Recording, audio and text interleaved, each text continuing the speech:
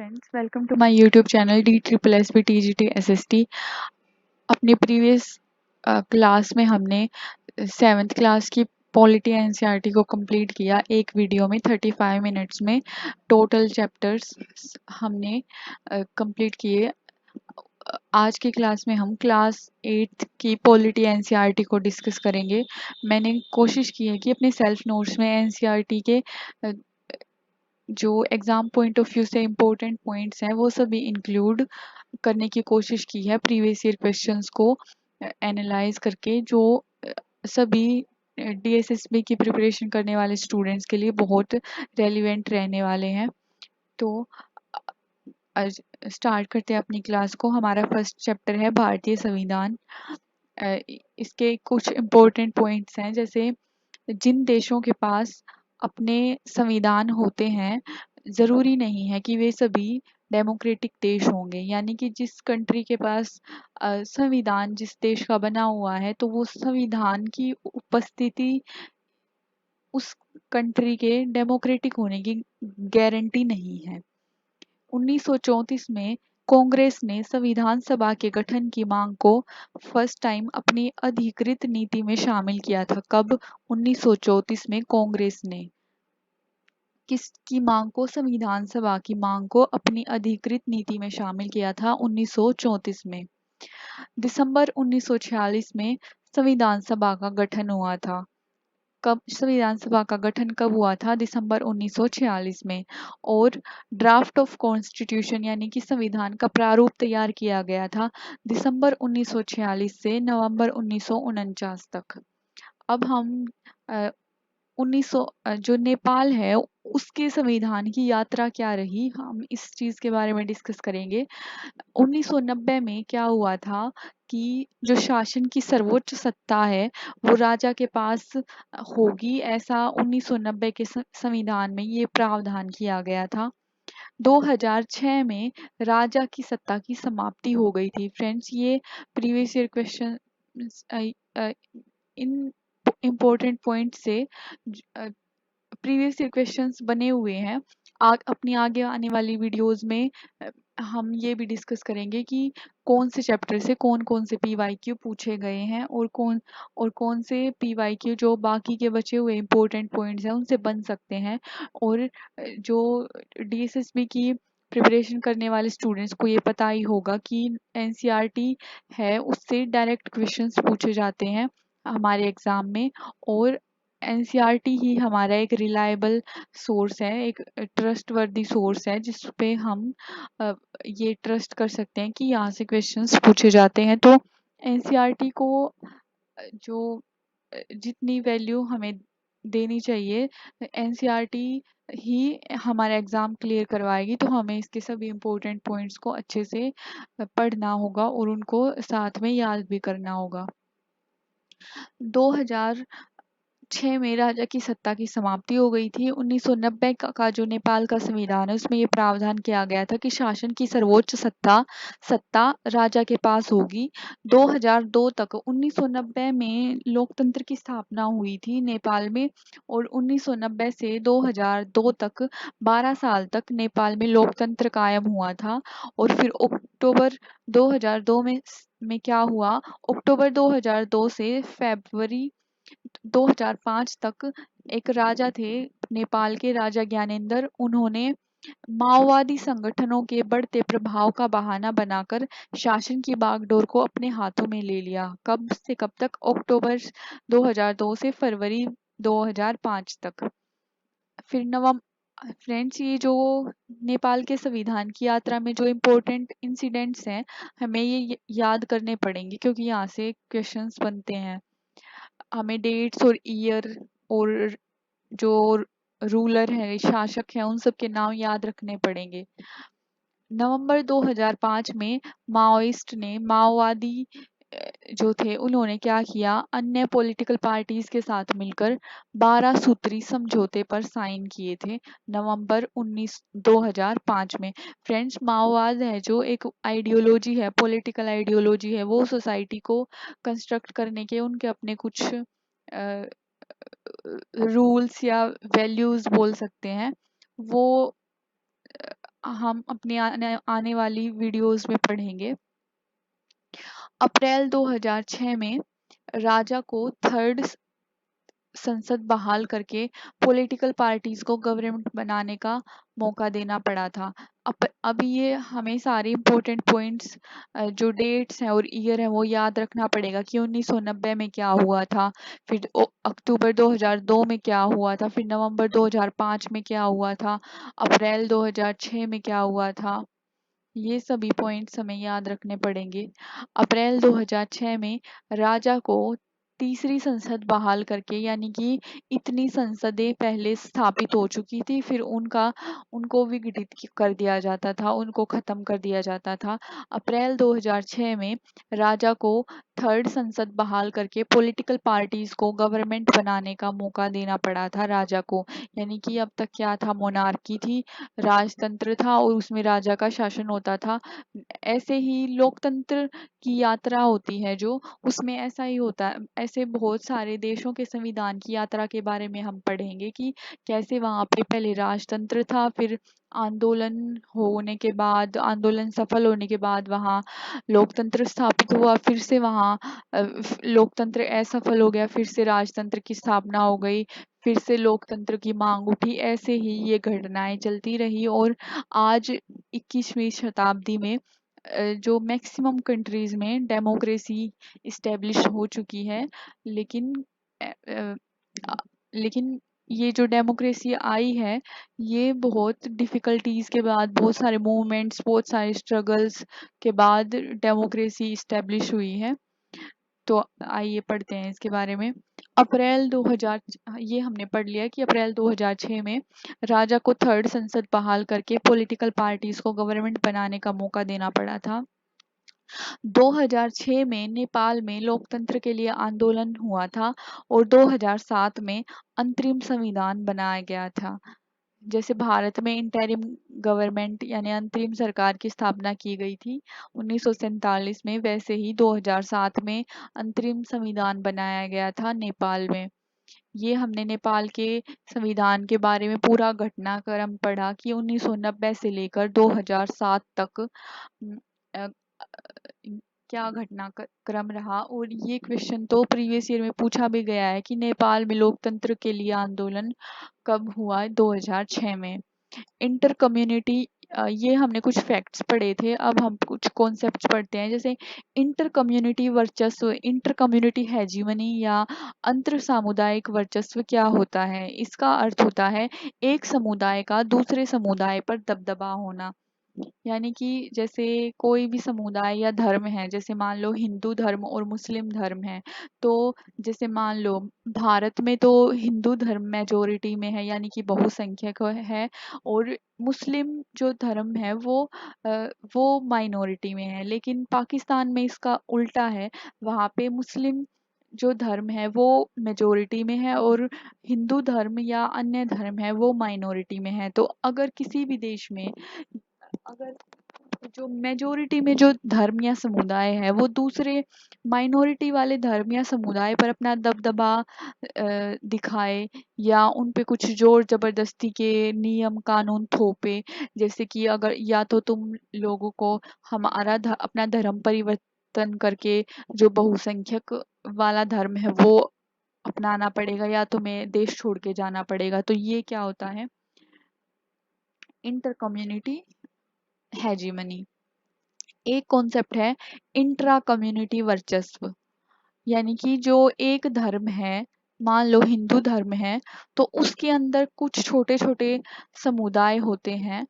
तो जैसे हिंदू धर्म में हम जाति व्यवस्था मान लेते हैं कि कुछ जातियों को उच्च जाति बोला जाता है, कुछ जातियों को निम्न जाति। मतलब ये हमारे जो वर्ण व्यवस्था है उसमें जो हायरार्की है उससे रिलेटेड ये कॉन्सेप्ट है कि एक धर्म या समुदाय के अंदर छोटे छोटे जो धर्म हैं उनसे उनकी वो एक दूसरे पर जब दबदबा बनाए तो उसको इंट्रा कम्युनिटी वर्चस्व कहा जाता है। अब अब फ्रेंड्स इस तरीके से समझिए आप कि जैसे एक तो होता है इंटर कॉलेज कंपटीशन, यानी कि 2 से ज़्यादा कॉलेज कॉलेजेस के बीच में कंपटीशन होता है वो। और इंट्रा का मतलब होता है कि कॉलेज के अंदर जितनी क्लासेस होती हैं, जितने कोर्सेज होते हैं, जैसे मान लो ग्रेजुएशन में बीए हो गई, बीएससी बीकॉम हो गई, तो इन सब के बीच में ये इसको इंट्रा बोला जाएगा। और एक कॉलेज का दूसरे कॉलेज के साथ कंपटीशन है तो उसको इंट्रा कॉलेज बोला जाएगा। तो इससे हम ये आपको ये इंट्रा कम्युनिटी वर्चस्व और इंटर कम्युनिटी वर्चस्व और इंट्रा कम्युनिटी वर्चस्व के बीच में डिफरेंस समझने में मदद मिलेगी। भारतीय संविधान के लगभग 300 सदस्य थे। फ्रेंड्स, हम जब तक पार्टीशन नहीं हुआ था अ, तो हमारे जो संविधान सभा में 389 सदस्य थे, 389।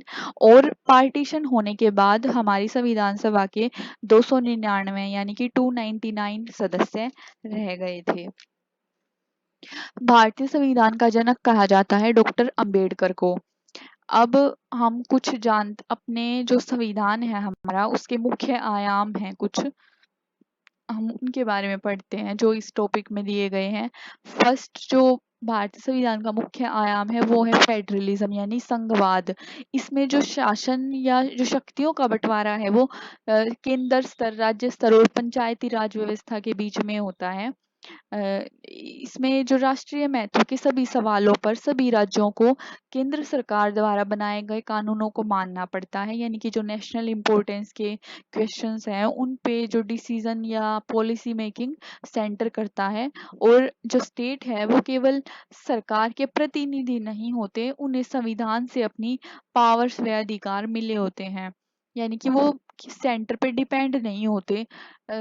कॉन्स्टिट्यूशनली उनके पास अपने पावर्स व राइट्स हैं जो कि संविधान में लिखे गए हैं। फ्रेंड्स, ये क्वेश्चन पूछा गया है।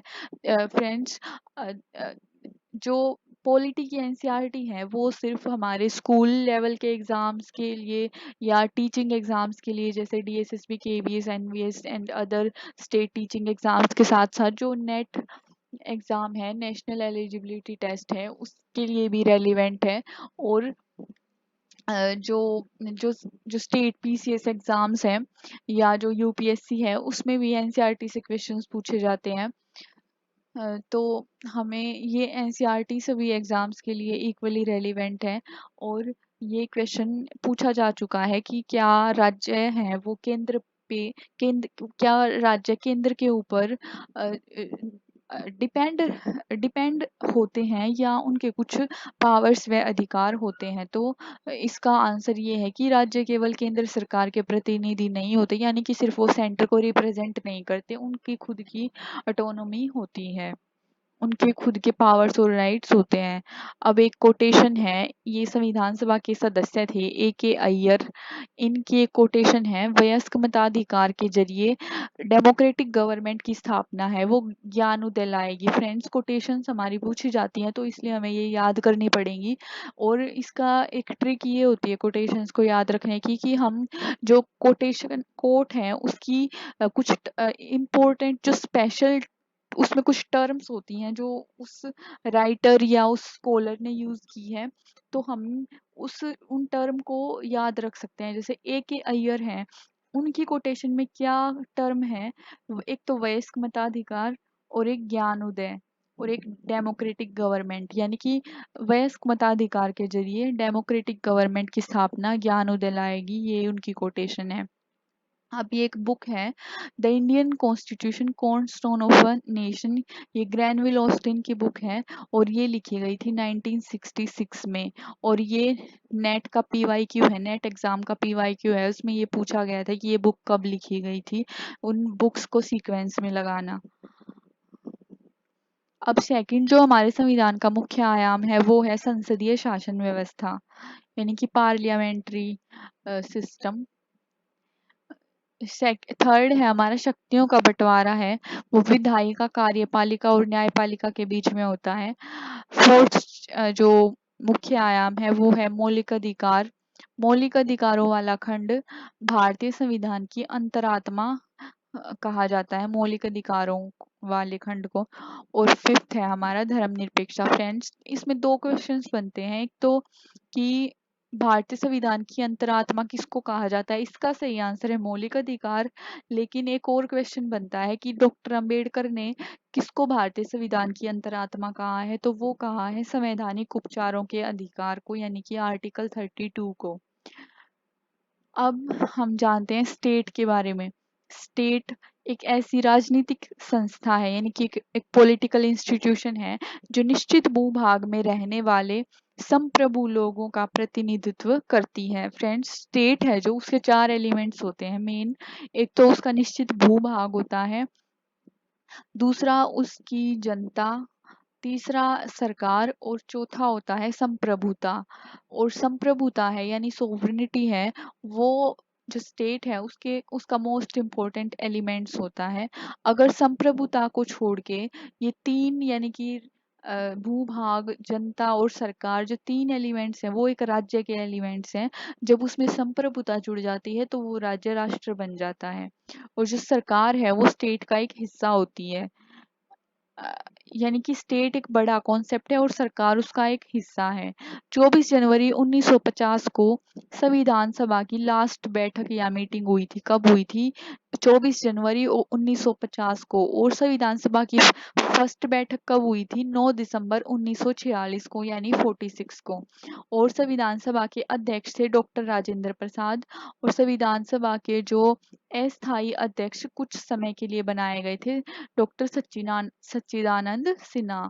अब ये जो हमारी अंतरिम सरकार थी, उसके कुछ मिनिस्टर्स के नाम एनसीईआरटी में मेंशन किए गए हैं। हम उनको पढ़ते हैं और ये हमें याद करने हैं। जैसे खाद्य एवं कृषि मंत्री थे उस टाइम पे, जो हमारी गवर्नमेंट बनी थी, फर्स्ट गवर्नमेंट, उस वो थे श्री जयराम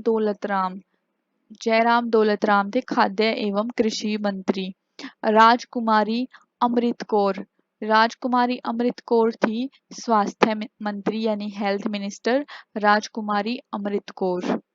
डॉक्टर जॉन मथाई थे वित्त मंत्री।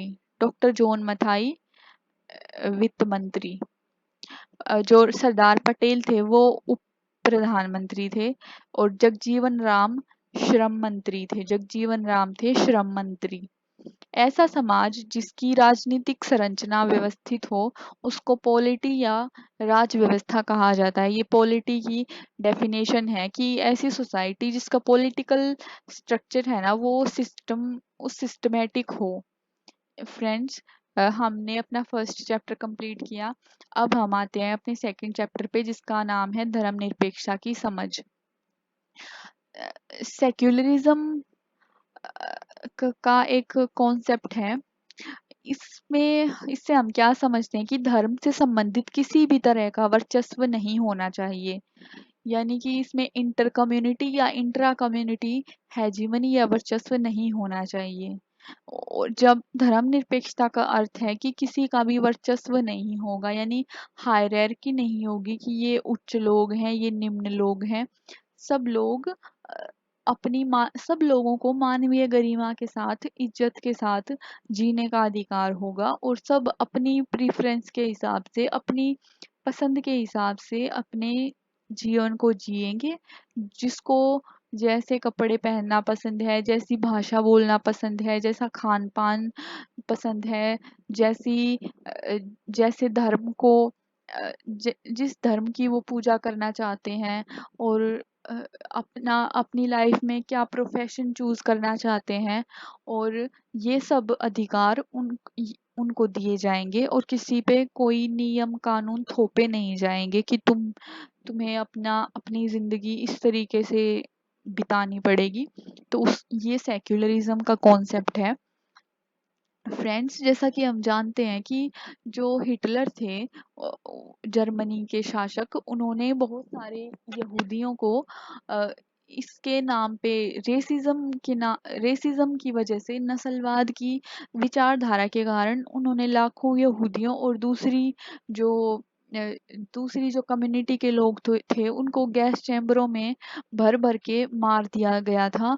क्योंकि हिटलर की एक आइडियोलॉजी थी कि जो आर्यन रेस है, नस्ल है वो तो श्रेष्ठ है, और यानी सुपीरियर वो खुद को मानते थे और अपनी रेस को मानते थे, और जो बाकी रेस के लोग हैं वो निम्न कैटेगरी के हैं, लो कैटेगरी के हैं। तो और उनके मन में उनके लिए नफरत थी, और वो नफरत इस हद तक बढ़ गई थी कि उन्होंने उन लोगों को गैस चैम्बरों में भर भर के जान से मार दिया था। और तो एक टाइम ऐसा था कि यहूदी लोगों के साथ इतना बड़ा नरसंहार हुआ था। और आज की कंडीशन ये है कि जो इजराइल है वो उसमें ज्यादातर लोग यहूदी धर्म को मानने वाले रहते हैं।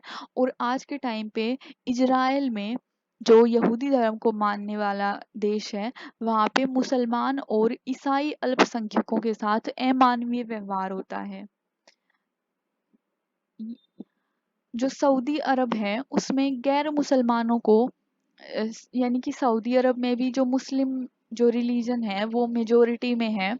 और वो सऊदी अरब में गैर मुसलमानों को मंदिर या गिरजाघर बनाने की छूट नहीं है, और ना ही इन धर्मों के लोग वहाँ पूजा अर्चना के लिए पब्लिक प्लेस पर इकट्ठा हो सकते हैं। यानी कि वो अपनी प्राइवेट लाइफ में अपने घर पे तो पूजा कर सकते हैं, लेकिन जो गैर मुस्लिम है वो ना तो अपना कोई जो धार्मिक संस्था है वो बना सकते हैं, यानी कि मंदिर या गिरजाघर बना सकते हैं, ना वो पब्लिक प्लेस पर इकट्ठा हो सकते हैं। ये सऊदी अरब में ये रूल है।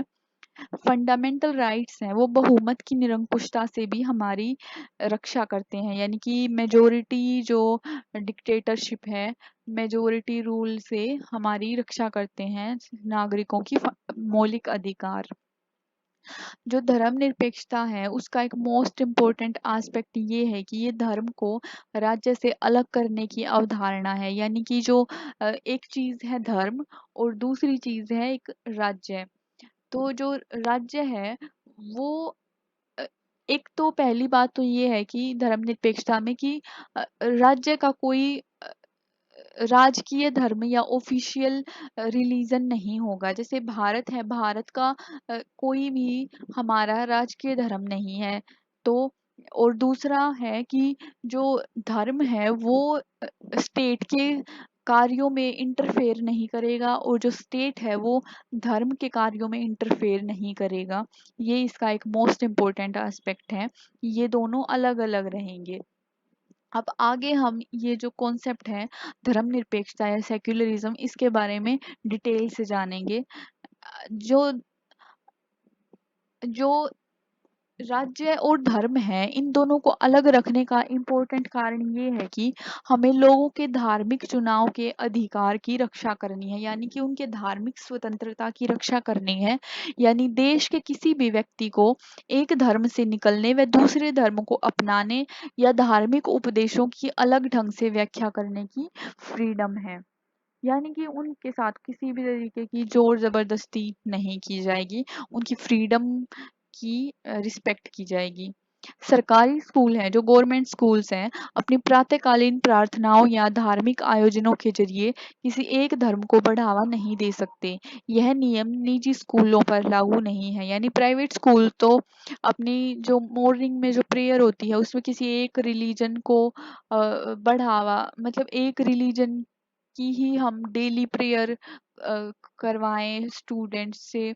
तो ये प्राइवेट स्कूल में तो ऐसा चल सकता है, लेकिन गवर्नमेंट स्कूल्स को ये अलाउड नहीं है कि वो सिर्फ, या तो अगर उस स्कूल में जैसे बहुत सारे धर्मों के बच्चे पढ़ते हैं, कि जैसे हिंदू भी, मुस्लिम, जैन, यहूदी, ईसाई, तो उन सब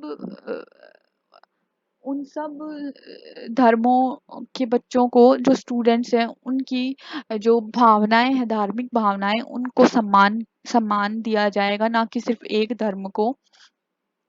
ये ऐसा हमारे कॉन्स्टिट्यूशन में रूल है। भारत में सिखों का हेलमेट पहनना अनिवार्य नहीं है, क्योंकि पगड़ी पहनना सिख धर्म का एक आवश्यक उसूल है। यानी कि उनका एक नेसेसरी रूल है कि वो पगड़ी पहनते हैं। तो भारत में जो सिख हैं उनकी धार्मिक स्वतंत्रता का सम्मान करते हुए ऐसा रूल बनाया गया है। जो फर्स्ट अमेरिकन कॉन्स्टिट्यूशनल अमेंडमेंट था, फर्स्ट अमेरिकन संविधान संशोधन था। उसमें विधायिका को ऐसे कानून बनाने से रोक दिया गया है जो धार्मिक संस्थानों का पक्ष लेते हों या धार्मिक स्वतंत्रता को रोकते हों। विधायिका फर्स्ट अमेरिकन कॉन्स्टिट्यूशनल अमेंडमेंट के अनुसार विधायिका किसी भी धर्म को राजकीय धर्म घोषित नहीं कर सकती, न ही विधायिका किसी एक धर्म को ज्यादा प्राथमिकता दे सकती है। प्लेज ऑफ एलिजियांस यानी वफादारी की शपथ, ये यूएसए में प्रेयर जब होती है तो एक वाक्यांश वाक्यांश का प्रयोग किया जाता है, ईश्वर की छत्र छाया। ये फर्स्ट संशोधन में चर्च व राज्य के बीच किए गए पृथक्करण का उल्लंघन है। क्या उल्लंघन है? ये वाक्यांश का प्रयोग करना ईश्वर की छत्र छाया प्रेयर में। अमेरिकन सेक्युलरिज्म में फ्रेंड्स, अब हम ये अमेरिकन सेक्युलरिज्म के बारे में पढ़ रहे हैं। अमेरिकन सेक्युलरिज्म में धर्म व राज्य के बीच स्पष्ट अलगाव के विपरीत इंडियन सेक्युलरिज्म में राज्य को धर्म मामलों में हस्तक्षेप करने की छूट दी गई है। यानी कि जो अमेरिका में तो एब्सोल्यूट सेपरेशन है स्टेट एंड रिलीजन के बीच में, लेकिन इंडियन सेक्युलरिज्म में भारतीय जो धर्मनिरपेक्षता है उसमें जो हमारा राज्य है वो सकारात्मक हस्तक्षेप कर सकता है। यानी कि जो सामाजिक बुराइयां मौजूद हैं किसी धर्म में तो उनको दूर करने के लिए जो स्टेट है वो इंटरफेयर कर सकता है। जैसे कि 3 तलाक का मुद्दा है, या जैसे हमारे देश में पहले सती प्रथा थी, और ये सब जो विमेन्स को डिसरिस्पेक्ट करने वाली जो कस्टम्स चली आ रही हैं, अ, उनको उनको दूर करने के लिए स्टेट है वो इंटरफेयर कर सकता है। भारत में ऐसी व्यवस्था है। फरवरी 2004 में फ्रांस का कानून फ्रांस फ्रांस में ये कानून बना था कि स्टूडेंट्स इस्लामी बुर्का, यहूदी टोपी, बड़े बड़े ईसाई क्रॉस जैसे धार्मिक या राजनीतिक चिन्हों को धारण करके स्कूल नहीं आएंगे। और अल्जीरिया, ट्यूनीशिया, मोरक्को ये फ्रांस के उपनिवेश थे पहले। इनके आप्रवासियों द्वारा इस कानून का विरोध किया गया था। 1960 के दशक में मजदूरों की कमी हो गई थी फ्रांस में। फ्रेंड्स, ये हमारा सेकेंड चैप्टर कंप्लीट हुआ। अब हम आते हैं अपने थर्ड चैप्टर पे। थर्ड चैप्टर का नाम है हमें संसद क्यों चाहिए। जो संसद है वो भारतीय लोकतंत्र का सबसे इम्पोर्टेंट प्रतीक है और संविधान का केंद्रीय तत्व है। 1885 में कांग्रेस की ये मांग थी कि विधायिका में निर्वाचित सदस्य होने चाहिए, यानी इलेक्टेड मेंबर्स होने चाहिए। बजट पर चर्चा व प्रश्न पूछने का अधिकार मिलना चाहिए। 1909 में गवर्नमेंट ऑफ इंडिया एक्ट बना था और इसमें निर्वाचित प्रतिनिधित्व यानी इलेक्टेड इलेक्टेड रिप्रेजेंटेटिव की व्यवस्था को मंजूरी मिली थी। 2004 के आम चुनावों में फर्स्ट टाइम पूरे देश में ईवीएम का प्रयोग किया गया था, यानी इलेक्ट्रॉनिक वोटिंग मशीन का पूरे देश में प्रयोग फर्स्ट टाइम किया गया था 2004 में। और जो लोकतंत्र का प्रस्थान बिंदु है वो सहमति का विचार है। सहमति यानी कंसेंट का विचार है, वो लोकतंत्र का प्रस्थान बिंदु है। जनता द्वारा चुने गए सभी प्रतिनिधियों का समूह संसद कहलाता है। संसद है वो देश की सर्वोच्च कानून निर्मात्री संस्था है। राज्यसभा में कुल 245 सदस्य हैं और लोकसभा में फ्रेंड्स ये अपडेट करने की ज़रूरत है कि 104वां संवैधानिक संशोधन के द्वारा जो एंग्लो इंडियन दो लोकसभा में पहले उनको नॉमिनेट किया जाता था प्रेसिडेंट द्वारा, अब उनको ये व्यवस्था बंद कर दी गई है और अब लोकसभा में 545 की जगह 543 यानी 543 सदस्य वर्तमान में लोकसभा में होते हैं। 2 एंग्लो इंडियंस जो मेंबर्स अब नॉमिनेट नहीं किए जाते, और ये हुआ था 104वां संविधान संशोधन 2019 के द्वारा और 2020 में ये लागू हुआ। ये करंट हमें ऐसे स्टैटिक पार्ट में टाइम टू टाइम ऐड करने पड़ेंगे ताकि हम हमारी नॉलेज अपडेटेड रहे। लोकतंत्र के सिद्धांत, public participation in decision making, सहमति पर आधारित शासन। ये कुछ लोकतंत्र के सिद्धांत हैं, जैसे कि पब्लिक पार्टिसिपेशन होगी और डिसीजन मेकिंग में, और सहमति पर आधारित शासन होगा। अब जो हमारी 15वीं लोकसभा थी वो, उसके इलेक्शन हुए थे 2009 में। इसमें बीजेपी को सीट मिली थी 116, कांग्रेस को मिली थी 206।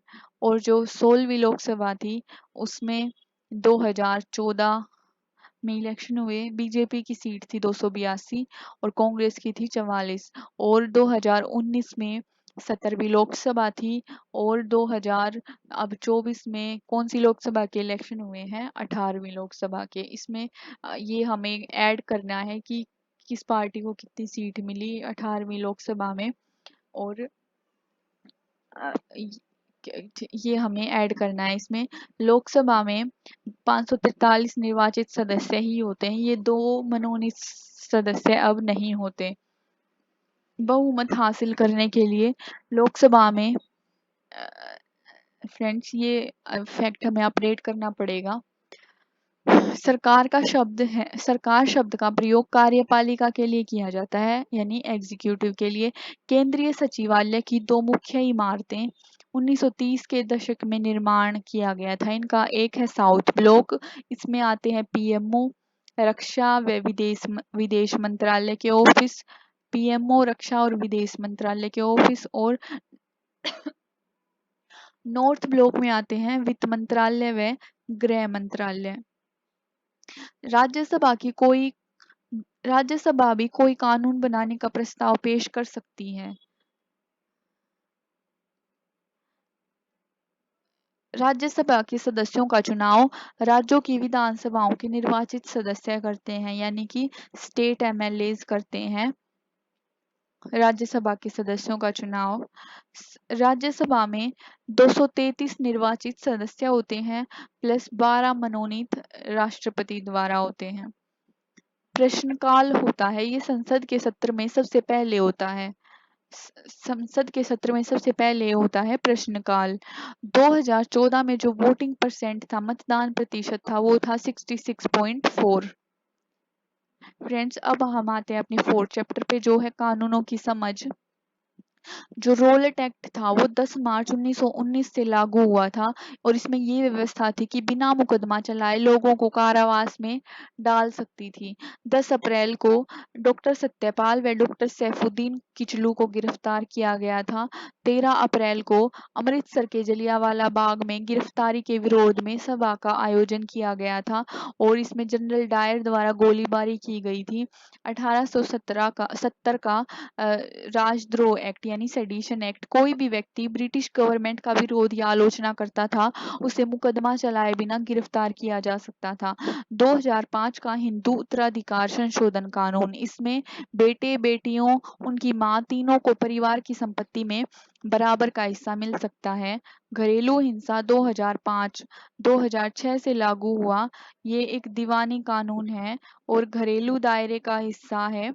हिंसा करने वाले पुरुष के साथ एक, वो जो एक मकान में रहती है या रह चुकी है, अ, ये सब इसके बेसिस हैं। 1999 में लॉयर्स, लॉ स्टूडेंट्स और समाज वैज्ञानिकों के संगठन लॉयर्स कलेक्टिव ने ये जो घरेलू हिंसा का विधेयक है इसका मसौदा तैयार किया था, और इसमें पीड़ित की बजाय अब नया वर्ड यूज किया जाता है सर्वाइवर, यानी कि जो बचा रहे। जो नगरपालिका कानून है उसमें ये व्यवस्था की गई है कि पटरी पर दुकान लगाने, फेरी लगाने को गैर कानूनी घोषित किया गया है। और रोजा पार्क्स, ये एक अफ्रीकी अमेरिकी महिला थी, और 1 दिसंबर 1955 को इन्होंने श्वेत व्यक्ति के लिए बस में अपनी सीट छोड़ने से इनकार कर दिया था। इसी के बाद सिटीजन राइट्स मूवमेंट शुरू हुए थे, और 1964 में नागरिक अधिकार कानून पारित हुआ था, यानी सिटीजन राइट्स एक्ट। और 1900, यानी कि ये जो मूवमेंट शुरू हुआ था 1955 में, और 9 साल बाद 1964 में, 9 साल के स्ट्रगल के बाद ये कानून पारित हुआ था। यूएसए में नस्ल, धर्म या राष्ट्रीयता के आधार पर किसी भी तरह के भेदभाव को गैर कानूनी घोषित किया गया है। अब हम आते हैं अपने 5th चैप्टर पे, न्यायपालिका।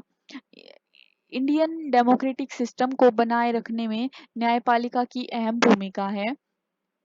ये एक केस है पश्चिम बंग खेत मजदूर समिति बनाम पश्चिम बंगाल राज्य 1996 का ये केस है और ये हाकिम शेख एक व्यक्ति थे जिनका एक्सीडेंट हो गया था और वो एक्सीडेंट के बाद बहुत सारे हॉस्पिटल्स में घूमे अपना इलाज करवाने के लिए, लेकिन उन सब ने उनको मना कर दिया, तो उन्होंने ये केस किया और कोर्ट ने पश्चिम बंगाल सरकार को आदेश दिया कि वह अस्पतालों की लापरवाही के कारण हाकिम शेख को जो नुकसान हुआ उसका मुआवजा दें और सरकार को प्राथमिक स्वास्थ्य व्यवस्था की रूपरेखा तैयार करने का आदेश दिया गया और आर्टिकल 21 में एक राइट ऐड किया गया, राइट टू हेल्थ। जीवन का एक मौलिक अधिकार है। हाकिम शेख केस में ये राइट टू हेल्थ हमें मिला है। इंडियन सुप्रीम कोर्ट की स्थापना 26 जनवरी 1950 को हुई थी और भारत गणतंत्र बना था, यानी रिपब्लिक बना था, और अपने पूर्ववर्ती फेडरल कोर्ट ऑफ इंडिया जो 1937 से 1949 तक 12 साल रहा था की भांति इंडियन सुप्रीम कोर्ट भी पहले संसद भवन के भीतर चैम्बर ऑफ प्रिंसेस में हुआ करता था। 1958 में इस इमारत में, जो आज वर्तमान में इमारत है, इसमें इसका स्थानांतरण किया गया था। अधीनस्थ न्यायालय, इसको जिला न्यायालय भी कहा जाता है। जिले, तहसील या शहर में हर जिले में ये अधीनस्थ न्यायालय होते हैं और हर जिले में एक जिला न्यायाधीश होता है। ये एक हायरार्की है। सबसे ऊपर होता है सुप्रीम कोर्ट, उसके नीचे हाई कोर्ट और उसके नीचे अधीनस्थ न्यायालय या जिला अदालत। इसके बहुत सारे नाम होते हैं जैसे ट्रायल कोर्ट, जिला न्यायालय, अतिरिक्त सत्र न्यायाधीश, प्रधान न्यायिक मजिस्ट्रेट, मेट्रोपॉलिटन मजिस्ट्रेट, सिविल जज न्यायालय। और 1980 के दशक में दहेज हत्याओं के खिलाफ आवाज उठा रहे थे बहुत सारे संगठन। सबसे पहले हाई कोर्ट की स्थापना 1862 में यानी 1862 में कलकत्ता में हुई। कलकत्ता, मुंबई और मद्रास तीनों प्रेसिडेंसी शहर थे। सबसे पहले यहाँ पे हाई कोर्ट की स्थापना हुई थी 1862 में। दिल्ली हाई कोर्ट का गठन हुआ था 1966 में। हमारे देश में टोटल हाई कोर्ट 25 हैं और 25वां है आंध्र प्रदेश, जो कि अमरावती में स्थापित है और इसकी स्थापना आंध्र प्रदेश के दो राज्यों में विभाजन यानी आंध्र प्रदेश और तेलंगाना में होने के बाद हुई है। पंजाब और हरियाणा का हाई कोर्ट चंडीगढ़ में स्थित है। आंध्र प्रदेश और तेलंगाना का हाई कोर्ट हैदराबाद, अमरावती में। 4 नॉर्थ ईस्ट स्टेट्स का हाई कोर्ट गुवाहाटी में स्थित है और ये 4 हैं असम, नागालैंड, मिजोरम, अरुणाचल प्रदेश। इन इन पांचों का जो हाई कोर्ट है वो गुवाहाटी में स्थित है। अब 2 टाइप के कानून होते हैं, आपराधिक या फौजदारी और दीवानी या सिविल कानून। अब हम इसका डिफरेंस जानते हैं। आपराधिक या फौजदारी या क्रिमिनल जो लॉ होता है, ऐसे व्यवहार या क्रियाएं होती हैं जो कानून में अपराध हैं, जैसे चोरी, दहेज के लिए तंग करना, हत्या करना। इसमें सबसे पहले एफआईआर दर्ज की जाती है, पुलिस अपराध की जांच करती है, वह अदालत में केस फाइल करती है और दोषी पाने पर जेल या जुर्माना किया जाता है। और दीवानी या सिविल कानून में व्यक्ति विशेष के अधिकारों का उल्लंघन या अवहेलना पाई जाती है। इसमें जमीन की बिक्री, चीजों की खरीदारी या किराया, तलाक, ये सब मुद्दे शामिल होते हैं। प्रभावित पक्ष की ओर से इसमें याचिका दायर की जाती है और राहत की व्यवस्था की जाती है। फ्रेंड्स, जो दहेज है वो है क्रिमिनल केस और जो तलाक है वो है सिविल केस। 1980 के दशक में सुप्रीम कोर्ट ने पीआईएल यानी पब्लिक इंटरेस्ट लिटिगेशन जनहित याचिका की व्यवस्था विकसित की थी 1980 के दशक में, और ये हाई कोर्ट या सुप्रीम कोर्ट में दायर की जा सकती है पीआईएल। कोर्ट के नाम भेजे गए पत्र या तार टेलीग्राम को भी शुरुआती सालों में कंसीडर किया जाता था एज पीआईएल। इस और शुरुआती सालों में बंधुआ मजदूरों को अमानवीय श्रम से मुक्ति दिलाने व बिहार में सजा काटने के बाद भी रिहा नहीं किए गए कैदियों को रिहा करवाने के लिए पीआईएल का प्रयोग किया गया था। मिड डे मील की व्यवस्था पीआईएल द्वारा ही की गई थी। 2001 में राजस्थान में उड़ीसा में सूखा पड़ा था। PIL people's union for civil liberties, ये एक संगठन है, उसके द्वारा सुप्रीम कोर्ट में आर्टिकल 21 के तहत राइट टू फूड ऐड किया था फंडामेंटल राइट्स में। न्यायपालिका ने कार्यपालिका व विधायिका की शक्तियों पर अंकुश लगाया है और सिटीजन राइट्स की सुरक्षा की है। 1985 के 85 के ओल्गा टेनिस बनाम बम्बई नगर निगम में केस में ये डिसीजन मिला था कि झुग्गी वासियों की आजीविका बचाने का प्रयास किया गया था और आजीविका के अधिकार को जीवन के अधिकार का हिस्सा बनाया था। 1985 ओल्गा टेनिस बनाम बम्बई नगर निगम। फ्रेंड्स, हमने दो केस पढ़े, एक तो हाकिम शेख का केस जिसमें राइट टू हेल्थ मिला और एक हमने पढ़ा राइट टू फूड मिला पीआईएल के थ्रू और मिड डे मील भी उसी के तहत आया। और एक हमने केस पढ़ा ओल्गा टेनिस बनाम बम्बई नगर निगम जिसके तहत आजीविका के अधिकार को अ, जी राइट टू लाइफ में ऐड किया गया। फ्रेंड्स, आगे की चैप्टर्स हम अपनी नेक्स्ट वीडियो में डिस्कस करेंगे। Thank you so much.